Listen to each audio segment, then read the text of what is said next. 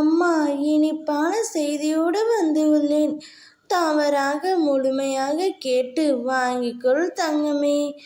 என்று உன்னை சிரித்த முகத்தோடு பார்க்கும் பொழுது என் மனதில் எழும் சந்தோஷத்திற்கு அளவே இல்லை. உன் சிரிப்பை பார்த்து எவ்வளவு நாள் ஆயிற்று. இன்று நீ நிம்மதியாக உணர்ந்தாய் அல்லவா? அதே மாதிரி உன்னுடைய நிலைமையும் மாறும். இந்த வயதில் உழைக்காமல் வேறு எந்த வயதில் உழைக்கப் போகின்றாய்?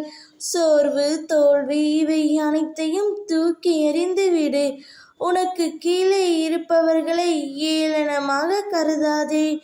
அவர்களும் உனக்கு நிகரானவர்கள்தான். வேலை, காசு, சொத்து இவைகளை வைத்து மற்றவர்களை ஒரு நாளும் எடை போடாதே. என் பிள்ளையை நேர்கோட்டில் வாழ வைப்பதே என்னுடைய கடமை. பிறரின் நிலையை கண்டு ஒரு நாளும் நகைக்காதே. நிலைமை என்பது ஒவ்வொரு மனிதன் வாழும் நிலையை பொறுத்து அமையும். ஆனால் வார்த்தைகளை பேசும்போது ஒவ்வொரு வார்த்தைகளும் யோசித்து பேச வேண்டும் தங்கமே.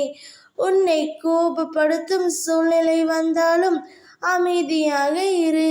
கோபத்தில் பொறுமையும் நிதானத்தையும் இழக்காதே.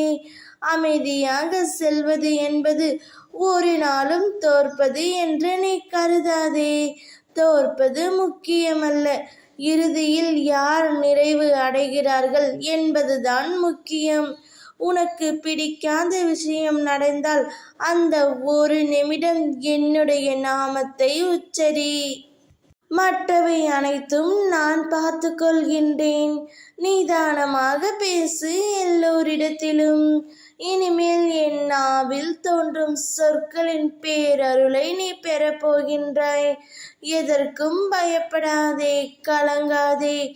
உன்னில் வெற்றி என்ற தீபத்தை நான் ஏற்றப் போகின்றேன்.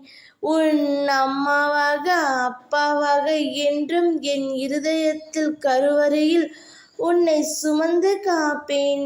இனிமேல் உன் வாழ்க்கையில் மகிழ்ச்சியும் சந்தோஷத்தையும் நீ பார்க்க போகின்றாய். ஓம் சக்தி.